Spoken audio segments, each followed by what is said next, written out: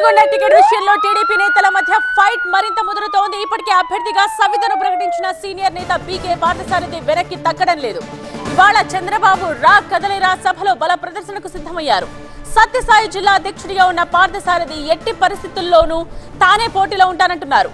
MP ticket అనో మరో రూపంలో న్యాయం చేస్తామనో చెప్పినా తగ్గేదే లేదంటున్నారు. ఈ నేపథ్యంలో ఇవాళ జరిగే కదలిరా సభలో ఎలాంటి సీన్ కనిపిస్తుందనేది ఆసక్తికరంగా మారింది.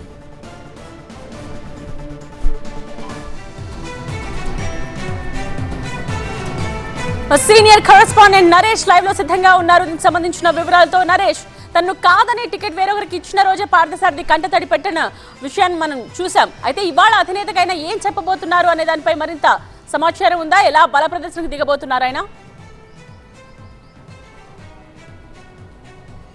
ఖచ్చితంగా ఎప్పుడైతే టీడీపీ అభ్యర్థుల లిస్టు ప్రకటించారో పెనుగొండలో దాదాపుగా పార్థసారథి అభ్యర్థిత్వం ఖరావవుతుందని ఆయన అనుచరులు కూడా అనుకున్న నేపథ్యంలో సవితమ్మకి ఎప్పుడైతే టికెట్ కేటాయించడంతో ఒక్కసారిగా ఆయన అభిమానులు అదేవిధంగా కార్యకర్తలు అయితే మాత్రం పెనుగొండలో బగ్గుమన్న పరిస్థితి. అయితే ఇవాళ పెనుగొండలో రా కదలిరా బహిరంగ సభలో చంద్రబాబు పాల్గొనబోతున్న నేపథ్యంలో ఒకవైపు జిల్లా అధ్యక్ష హోదాలో ఖచ్చితంగా బీకే పార్థసారథి స్టేజ్ మీద ఉంటారు. మరోవైపు అతని అనుచరులు అదేవిధంగా అభిమానులు ఎవరైతే ఉన్నారో ఖచ్చితంగా బల ప్రదర్శన చేసే అవకాశం ఉందనే చెప్పుకోవాలి. ఎందుకంటే ఇప్పటికీ తనకు దారులు మూసుకుపోలేదు అన్న ఉద్దేశంతో అయితే మాత్రం బీకే పార్థసారథి ఉన్నారు. ప్రస్తుతం మనతో బీకే పార్థసారథి కూడా ఉన్నారు. సరే, ఏంటి దాదాపు టికెట్ కూడా ప్రకటించిన నేపథ్యంలో మీకు ఎలాంటి అష్యూరెన్స్ ఇవ్వడం జరిగింది పార్టీ అధిష్టానం కావచ్చు, చంద్రబాబు నుంచి కానీ? మా నాయకుడి మీద సంపూర్ణమైనటువంటి ఒక నమ్మకం, విశ్వాసం ఉంది. నేను కూడా దాదాపుగా గత 16 సంవత్సరాల నుండి కూడా జిల్లా పార్టీ అధ్యక్షుడిగా బరువు బాధ్యతలు మోస్తూనే ఈ 5 సంవత్సరాల కాలంలో కూడా ఎలాంటి ఇబ్బంది లేకుండా పెనుగొండ నియోజకవర్గాన్ని కాపాడుకోవడం జరిగింది. కాబట్టి తప్పకుండా మా నాయకుడు వస్తున్నాడు. రా కదిలిరా ఇది ఆఖరి పార్లమెంటు నియోజకవర్గంలో జరుగుతున్నటువంటి బహిరంగ సభ.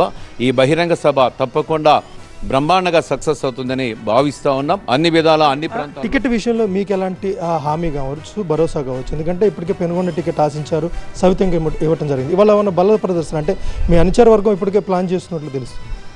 మా అనుచర వర్గం కూడా ఎక్కడ ప్లాను లేదు, ఏమీ లేదు. తప్పకుండా నాకు కూడా ఒక పార్లమెంట్కి వెళ్ళమని చెప్పడం కూడా జరిగింది.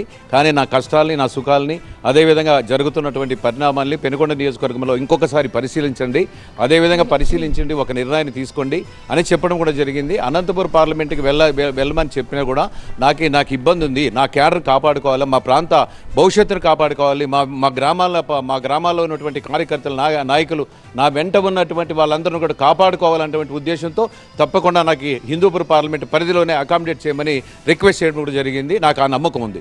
అయితే మీరు కంటతడి పెట్టుకున్నారు. ఎప్పుడైతే టికెట్ల ప్రకటన నేపథ్యంలో కంటతడి పెట్టుకోవడం పోతే కొన్ని కీలక వ్యాఖ్యలు కూడా చేశారు.